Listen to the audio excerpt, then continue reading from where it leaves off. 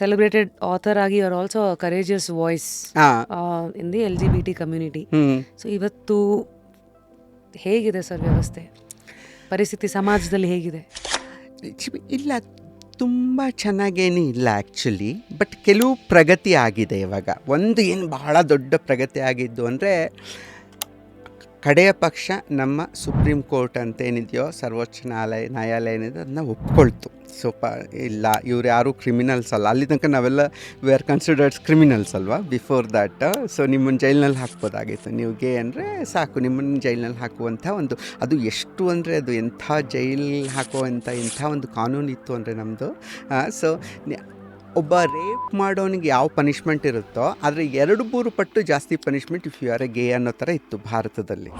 ಇವಾಗ ಅದನ್ನು ತೆಗೆದು ಹಾಕಿದ್ರು. ಅಂದರೆ ಸ್ವಲ್ಪ they were able to understand the life ಅಂತ. ಆ ನಿಟ್ಟಿನಿಂದ ನಮಗೆ ಕಾನೂನಿನ ಭಯ ಕಾಡಲ್ಲ ಇವಾಗ ಯಾರಿಗೂ. ಬಟ್ ಆದರೆ ಸಮಾಜ ಇನ್ನೂ ಬದಲಾಗಬೇಕಲ್ಲ.